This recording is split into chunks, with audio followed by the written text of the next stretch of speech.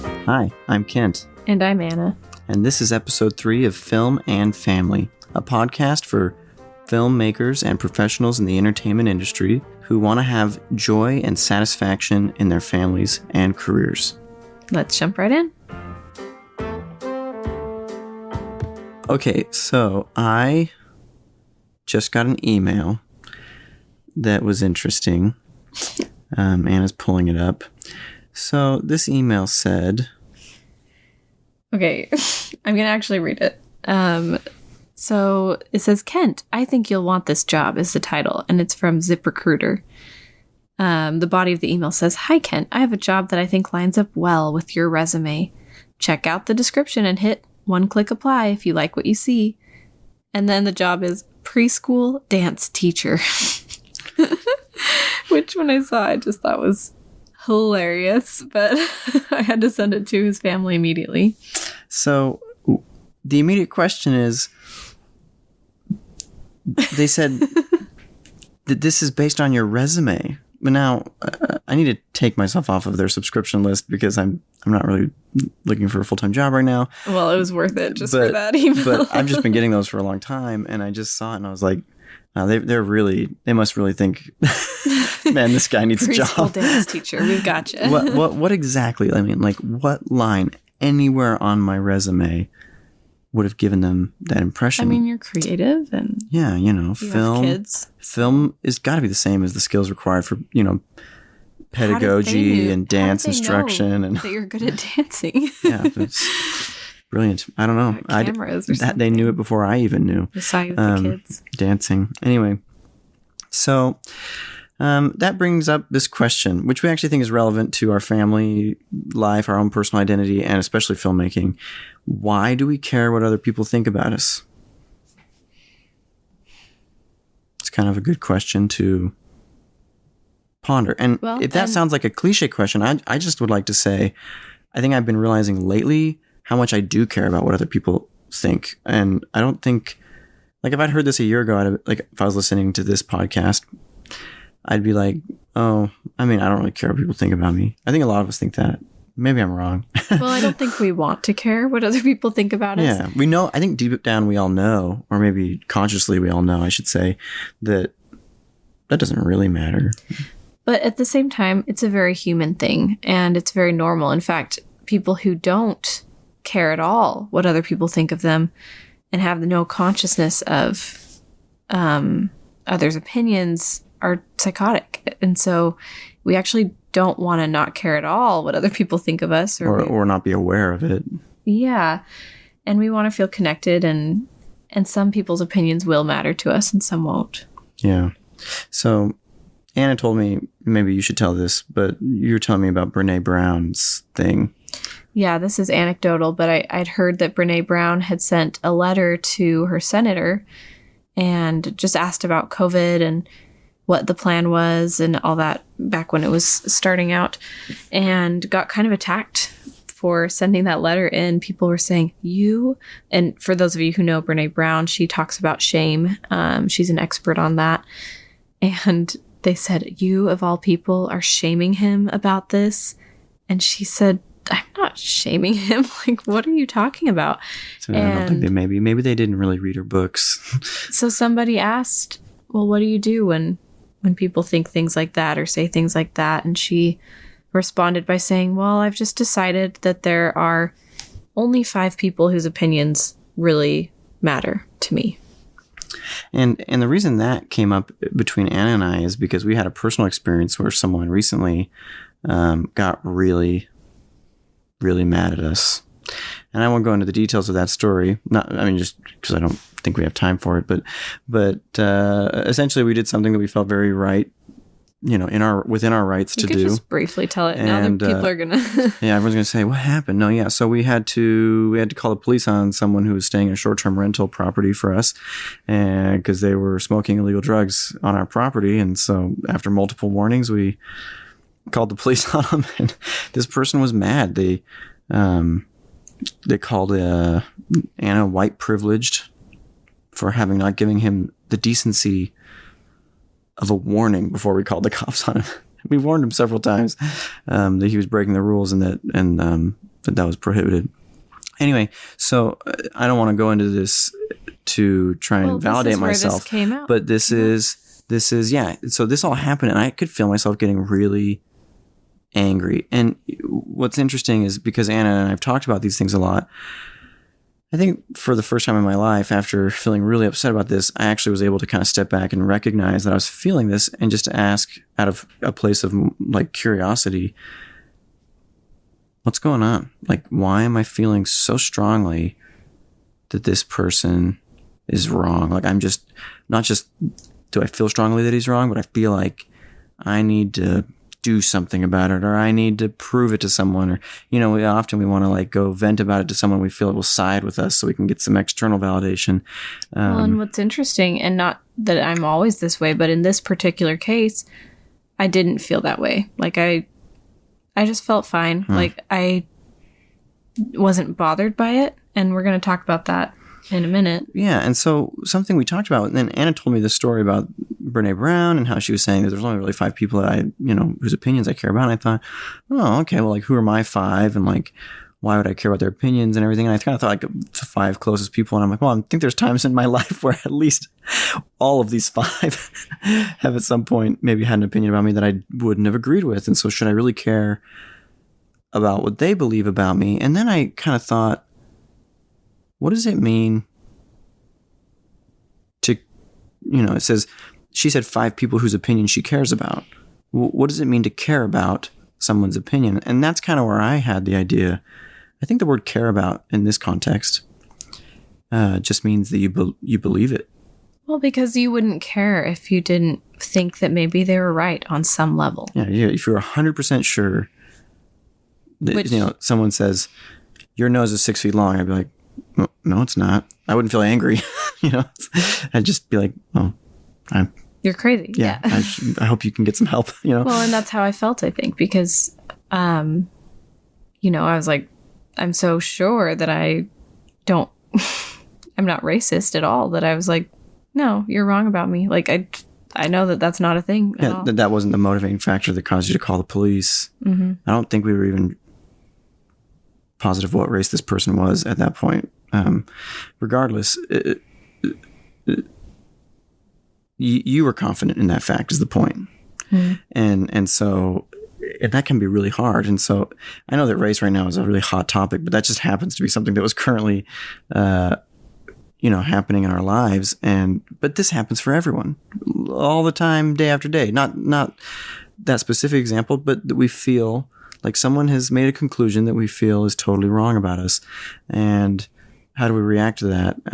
And you can know that you believe it if you feel a strong emotional reaction to it, especially any sort of resistance like anger or resentment or hurt. At least for me, in my case, this is something I felt I was like, oh, wow, I must, some part of me, even though consciously I'm like, well, no, consciously, obviously I believe he's wrong. But subconsciously, part of me clearly thinks he's right, or he might be right. Well, and it's that cognitive dissonance maybe, because you have this belief about yourself, and then someone else presents a different belief about you. And if any part of you is considering that belief, you feel that dissonance of like, wait. And that's not always bad. Because sometimes someone might say, hey, Kent, I think you should recognize that when you talk to people, you should like look at them. I don't know. I'm trying to come up with something. And you might go, well, that's ridiculous. I don't do that. And then if actually part of you is able to stop and say, is any part of this person's, criticism, whether they're trying to be constructive or not, correct, that's part of humility, and that can lead us to, improve as people. And that's not always a bad thing. But at some point we do have to choose, what do we believe about ourselves? And sometimes people are just wrong. Well, and I think that's where Brene Brown's advice of picking 5 people comes in nicely. I wouldn't say I have like a list, but definitely if somebody who I respect and admire and love, who I believe loves me and knows me well. And who you trust. Yeah.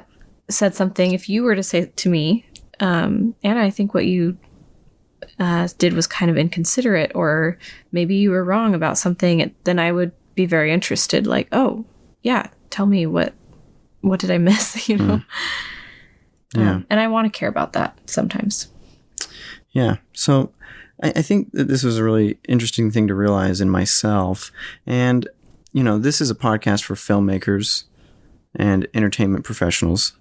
And we also talk a lot about concepts in terms of life coaching and personal relationships. So we're talking about family relationships and the craft of filmmaking. And we actually, I feel like this, the reason we wanted to bring this up in this podcast episode is because we feel like this applies to both of those things,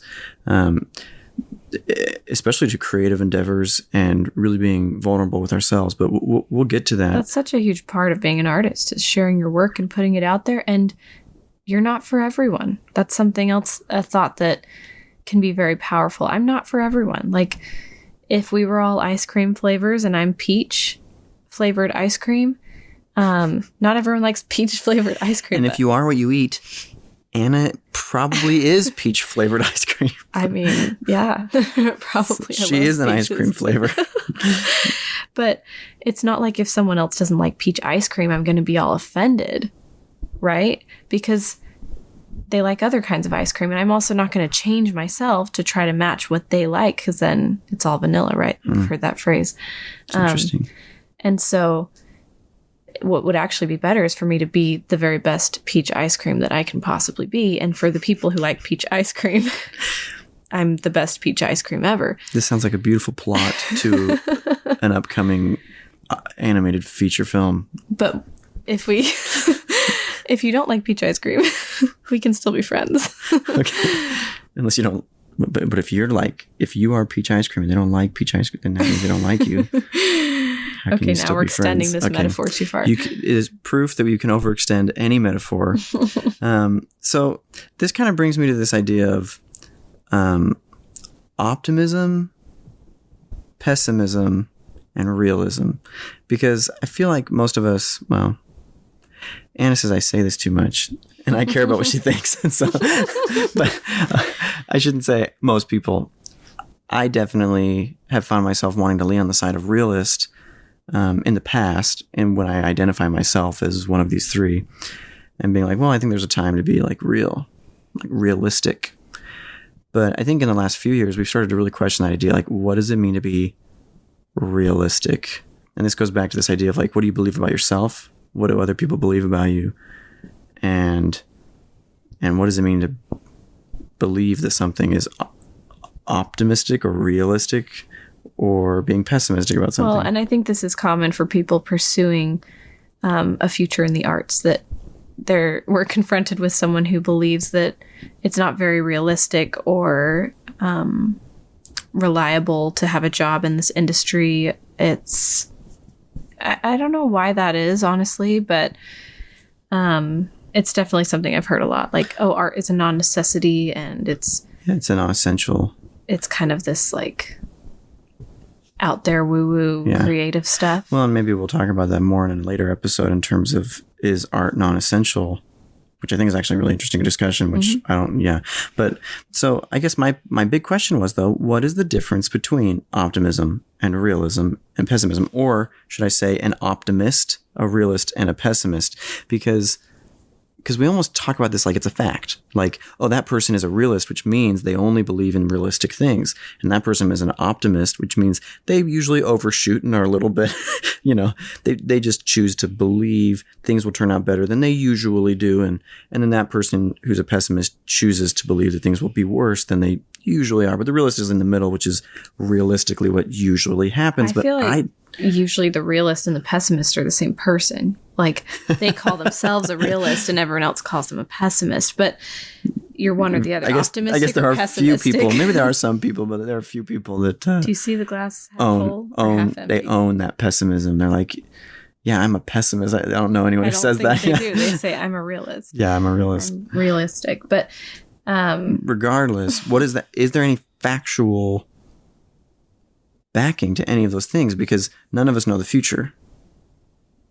And so when someone sets their mind to accomplishing something and they truly believe it's going to happen, doesn't that make it more likely to happen? So is the optimist any less realistic than the realist is my question. Well, it just reminds me of that like poster that was in my high school on the walls. It said, whether you think you're Whether you believe you can or can't, you're whether right. You believe you can or can't, you're right. And it's like whether you believe that it's possible to have a career in the arts or whatever you're optimistic about, or you believe that you can't, you're going to prove it true. Like if you believe you can't, you're not going to pursue it. And so that will be true for you. You can't have a career in the arts.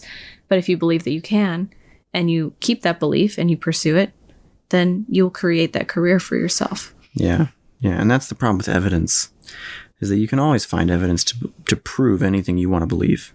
Not to prove, but you can find evidence in support of anything you want to believe. And so if you believe that that's a realistic thing, then you can find evidence for it. And if you believe that that's unrealistic, you'll find plenty of anecdotal evidence of people who gave up on self-employment or the arts or whatever. Yeah, this is just an example, but you might run into that in terms of each individual project. Each project, if you're the producer or writer or whatever, you're trying to pitch something or sell something, or if you're an actor and you're trying to get a role, people are going to tell you over and over and over again that you can't. In fact, I might have mentioned this before, but Todd Gardner on The Producer's Guide interviewed a really prominent producer who makes a lot of faith films. And whether you like these films or not, what was interesting is that Todd Gardner, who I don't know how religious he is, but I mean, he definitely can have secular conversations all day long, and he swears and stuff. So he doesn't like come across as this really church-going guy. I'm not trying to put him in a box. I really don't know what his religiosity is, but he said a really interesting statement. He said, to be in this business, you have to be a person of faith. He said, we're all faith filmmakers because you have to wake up every morning and say, I'm going to get rejected all day long, but I'm still going to believe that this project is going to work out. I mean, and Todd Gardner is a guy who's produced tons of big movies.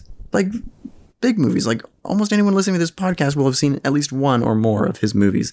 And he's the guy saying, every project, you just get no's all day long, and you just have to wait, and you just know that it's part of the process, and you keep pitching, and you keep working, and you keep moving forward, because he's learned to believe that he can recognize when, no, there's someone out there who's going to fund this thing. There's someone out there who's going to get behind it.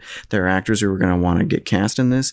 It's going to get the support it needs. It's going to happen. It's going to become a reality. And you just have to believe that. And the moment you stop believing it, well, you're going to stop. You're going to stop pitching. You're going to stop doing what it takes to get the thing done. And so that was really helpful perspective. I thought that was interesting. You said, we're all faith filmmakers. You don't have to believe in God to be a faith filmmaker. You have to, that's just part of the job.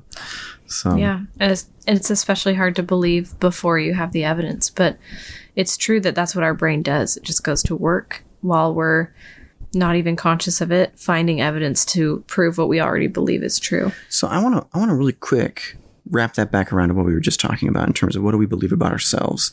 Are we optimistic about ourselves, realistic about ourselves and our own abilities and our futures, our own character? Sometimes I feel like people are really pessimistic about their own characters. Like, oh, of course I made that mistake. That's just what I do is I do those things. And we can be compassionate about ourselves and yet hold ourselves to high standards or have a vision for who we can become.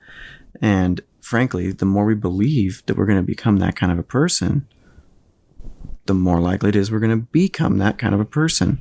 Well, and I think when we run into those situations where someone says something and we feel that resistance come up of like, are they right? And it's okay to ask that.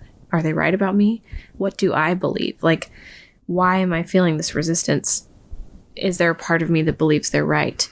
And if so, do I want to believe that or not? And in the coaching world, so I'm a certified life coach, which is why these principles come in to our discussions a lot.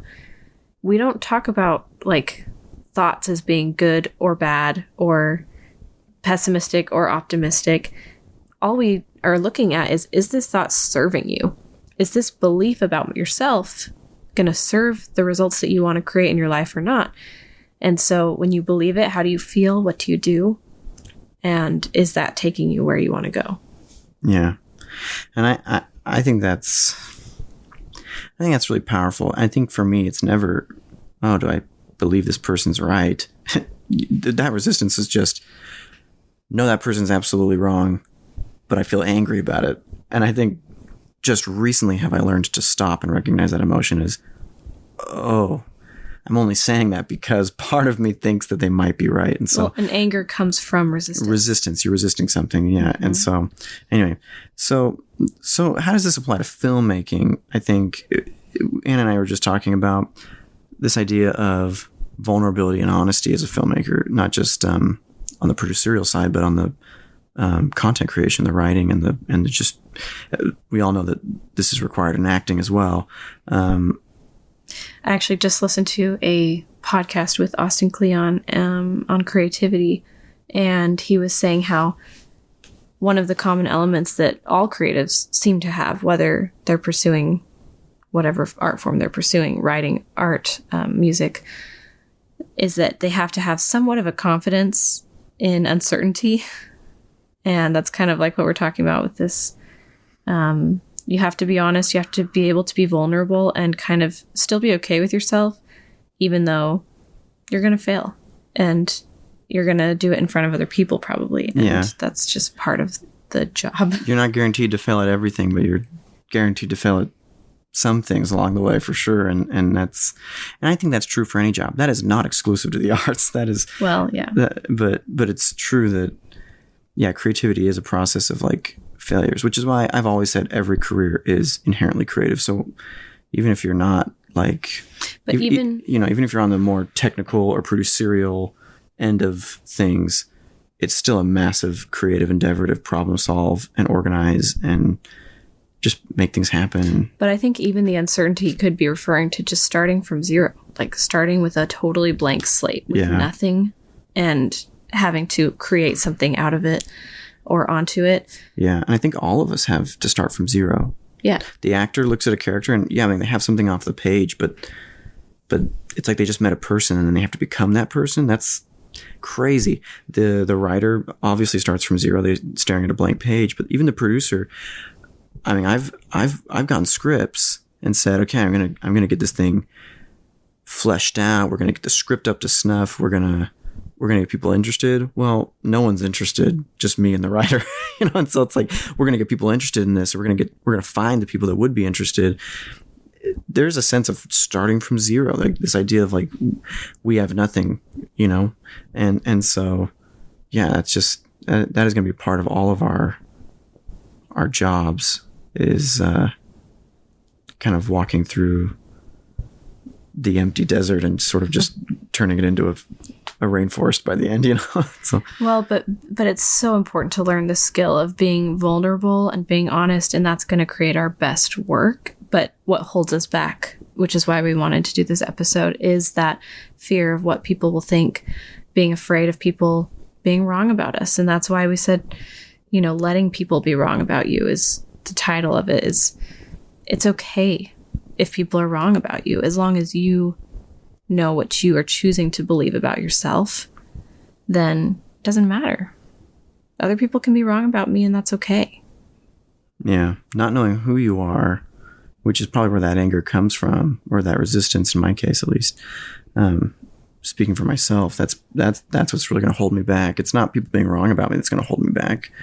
It's me maybe being wrong about myself or not knowing who I want to be or who I want to believe, as if there's some sort of unchangeable, inherent me that I just have to find and discover, and that maybe this person found it and discovered it, and I'm actually this horrible person, Right. As if and it's something you just find out. I just can't control. Yeah. Whoops. So I mean, that's really interesting. And so going back to this,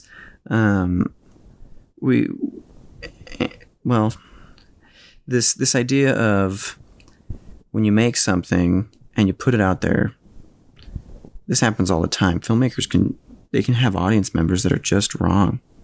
So I'm reading the book Man's Search for Meaning by Viktor Frankl, which is incredible, and I'm not quite done, but I'm really enjoying it. Yeah, it's one of the best books I've ever read. In his foreword, when he wrote one for the 1992 edition, so he was still alive, but he'd achieved a lot of success at this point, and he said, when I first wrote this book, I was completely intent on publishing it anonymously. And he'd shared things that were really personal. He didn't want his name to be attached. He also didn't want the book to be for the purpose of getting literary fame. He just wanted to put out what he thought was really valuable into the world. And to give some context, Viktor Frankl was a survivor of 4 death camps in the Holocaust. He's a Jew, and when he said that, he was saying, I don't want my experience in these camps to be the source of literary fame. He was writing it as a baseline to explain his theories on logotherapy, which he goes into in the book. But most of his other books up to that point had been all about logotherapy. He was extrapolating those ideas to try and help people. He was a doctor and psychiatrist who used that knowledge while he was in the concentration camps to analyze human behavior in these extreme circumstances. And to survive. But his point wasn't just like, I don't want to put my name on any books, but somehow he felt different about this book because he, for the first time, was sharing autobiographical information about his experience in the camps. And he wasn't sharing that because he wanted everyone to be like, oh my gosh, your story is amazing. He was sharing those stories to lay a groundwork for people to understand those theories. And so that was why he kind of felt complicated about even putting his name on there. That's what he wanted to originally make it anonymous. He did share it with a few friends who encouraged him to put his name on and said he was told this will lose half its value if it's anonymous and doesn't have a name attached. And so he did eventually put his name on, but it was difficult because there were things in the book he chose to keep in there, even though he was embarrassed by them. They were very personal or vulnerable. And when he made that choice, the book was already written. Meaning, he wrote the book as if he wasn't going to put his name on it. Mm-hmm. So, the other thing was I met the director, Richard Dutcher, at a film festival, and he talked about making your work personal and making it as if you are the only one who's ever going to see it. And that was something that stood out to me, and I've kept with me since then is, if I were going to make this film just for me and just for me to enjoy because I want to watch it and I'm not worried about will other people understand it, will they like it, or whatever, what would I choose to do here? And I find myself taking out a lot of things that just were in there to try to over-explain something because I don't want people to get confused, or maybe I don't let it get as personal as it could be because I'm worried that people will have some assumptions about me that they could be wrong, right? They could be wrong about me. Yeah. And I think that can be really hard. And at the same time, it can be really exciting. There's a project that we're writing right now that we're trying to develop. And I kind of just realized I'm just going to write down something really personal. And I think it's so natural when you do that, when you have like something that you're going to write that's metaphorically or literally autobiographical. Like it's almost your exact human experience. And that's, I think, when we start to feel the most scared because we're like, why would anyone care about this? Why would anyone care about those kinds of stories? And I think that's interestingly expressed in the newest Little Women, where she talks about like, why would anyone care about these stories? Basically, they make the case in that movie that Louisa May Alcott was writing basically autobiographically with some fictional license. But even then, she was still worried, like, why will anyone care about these? And I think that that's something Damien Chazelle, a friend of mine, went to a really talented writer friend of mine, went to a big panel discussion with all the 2016 Oscar-nominated filmmakers. And Damien Chazelle, of course, was up there because he was slightly nominated that year. And he talked about when he writes a story that he starts to like imagine in his mind, like, oh, all my friends are going to make fun of me for this because they're just going to read it and go, oh, Damien, you just write stories that are like you're like the stuff you went through basically exactly. Like you just write your own story in like different movie forms. And he's like, when I start to worry that that's like this fictitious imaginatory confrontation with my friends who know me well enough to go, oh, this is just you. Mm-hmm. And he's like, well, that's when I know, like, as scary as it is, that's probably the one I need to write. And like, that was Whiplash. He wrote it, buried it in the cupboard and said, I'm not even going to show this to anyone. And then somehow his agent read it and was like, this is actually really good. And that was like his breakout feature. And that's, excuse me, that's true for a lot of artists. I feel like the things that they write just for themselves that they're the most afraid to share or, it's almost too personal, those help them connect even more. And just because this podcast is about film and family, I think this is true in relationships as well.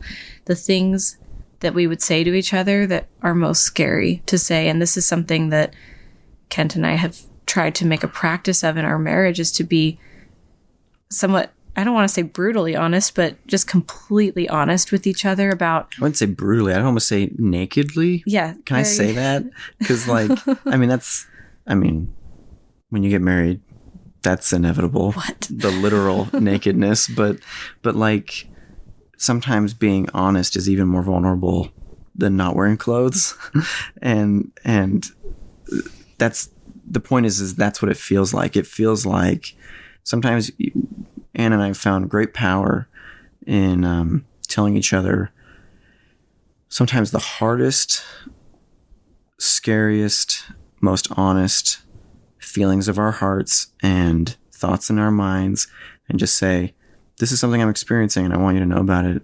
And this is something that's happened to me, or this is something I've been thinking about, or this is a feeling I had.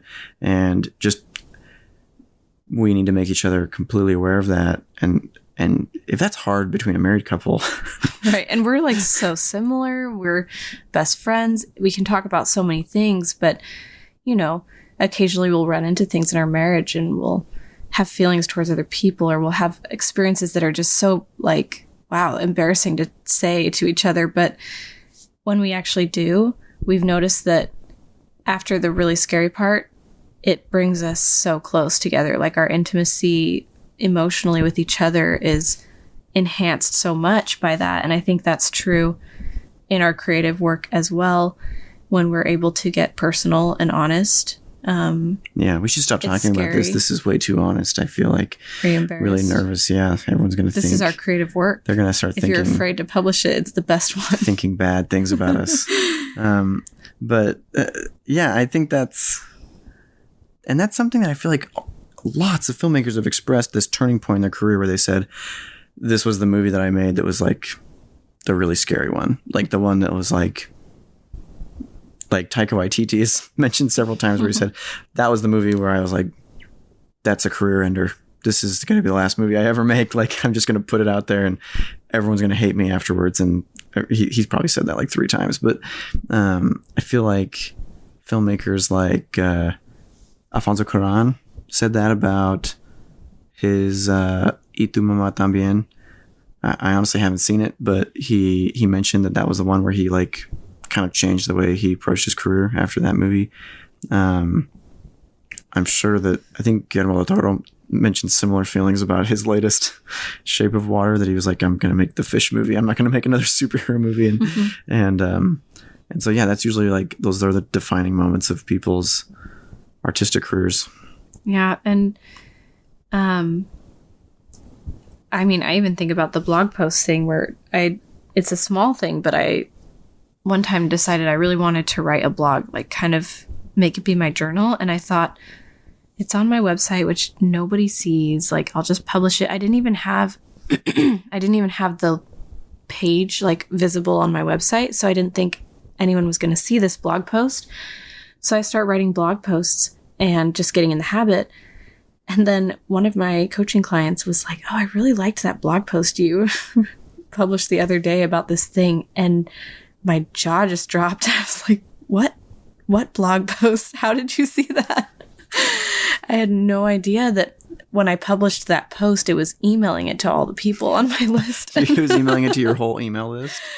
All the people on my website who were on some kind of a list were getting these. And I was immediately like self-conscious and went back and read it. And then I thought, this is actually probably better than the stuff that I usually publish, because it's more personal, filtered and edited. And I wrote it for me. I didn't write it for anyone else.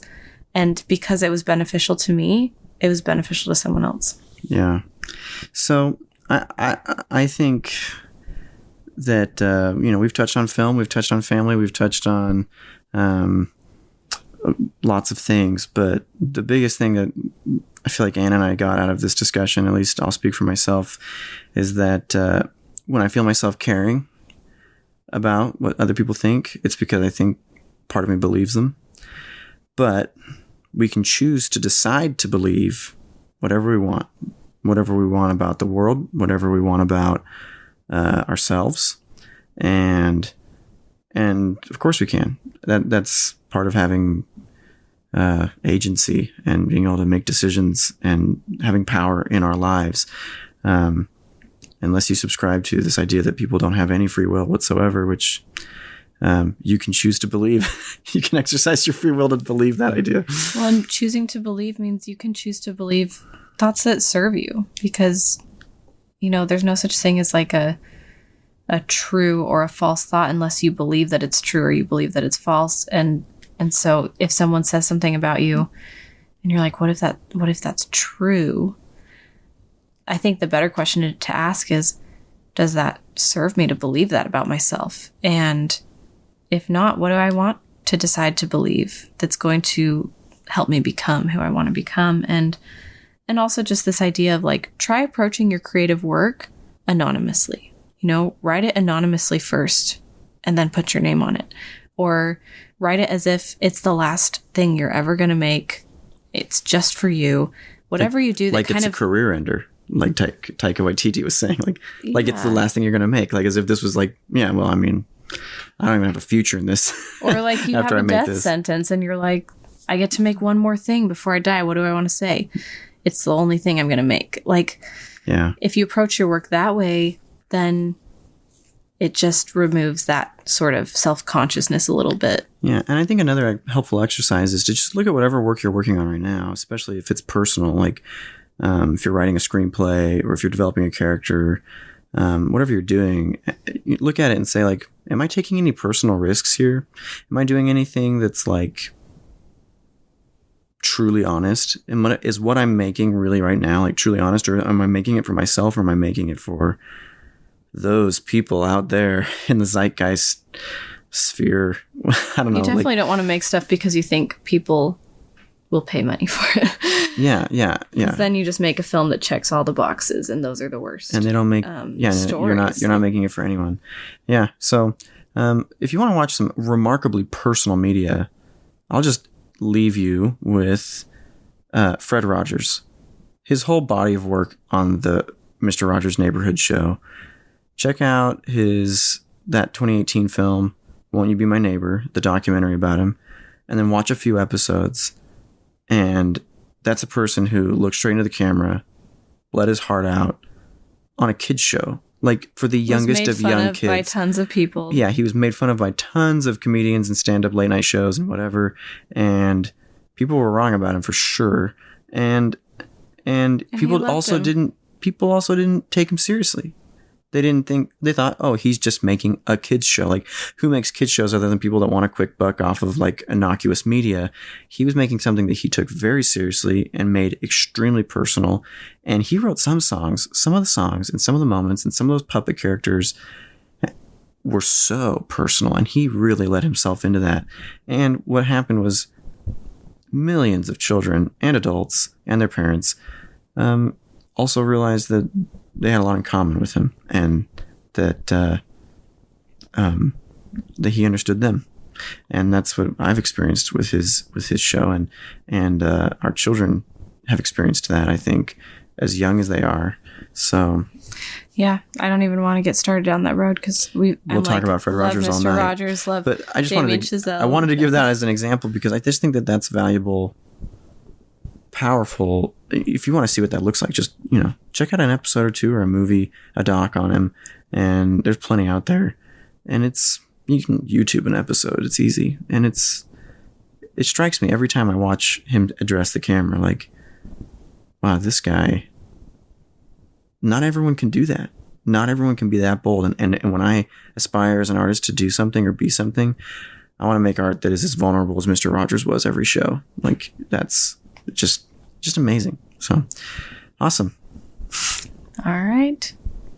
Can't wait to connect with you and your vulnerable art that you make. Awesome. And please feel free to share anything you're working on, share thoughts, comment, email us as always, and visit us at invisiblemansion.com. And we'll catch you next episode. Bye. Bye.